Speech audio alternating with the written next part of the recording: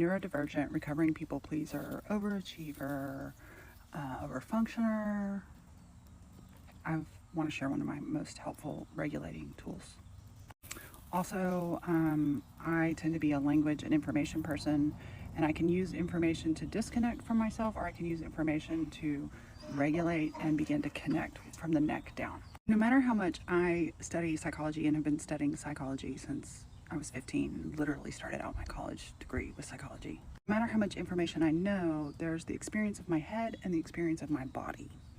And growing up in a dysfunctional family with undiagnosed neurodivergence and living in the systems that we live in, these are things that I am teaching my body to learn at 51 years old. I'm not going to read all of them, but I'll read some of them and then maybe share some more of them. These helped me so much, I immediately wrote them out in my journal and laminated them. This is my adaptation of the Adult Children of Alcoholics Bill of Rights, but I think this is way more than people who grew up with alcoholics. My list has 20 of them. I'm going to read a handful of them right now. I have the right to say no. I have the right to say, I don't know. I have the right to be wrong. I have the right to make mistakes and learn from them. And I have the right to detach from anyone in whose company I feel humiliated or manipulated. I have the right to make my own choices and decisions in life. I have the right to grieve any actual or perceived loss.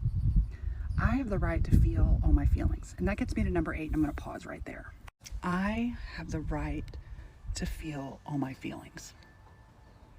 And in an alcoholic family with undiagnosed neurodivergence and being a highly sensitive human being, my sensitivities, my feelings, not just my thoughts of sadness, but the sensations of sadness in my body or disappointment were not allowed. They have not been allowed by my family. They have not been allowed by men. They have not been allowed by society. It is not that I am unable to feel them. It is that I did not feel safe to feel them.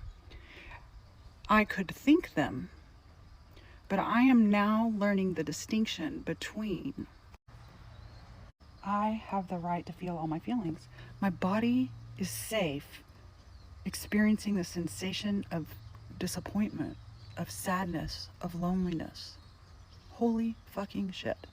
So, I have this. I'm happy to share it with you. I don't know how to share it with you. There's a link to a PDF on my most recent podcast about why I'm not an optimist. If that helps, episode 205. There's a link to a PDF and you can laminate it, or you can look at it and rewrite your own.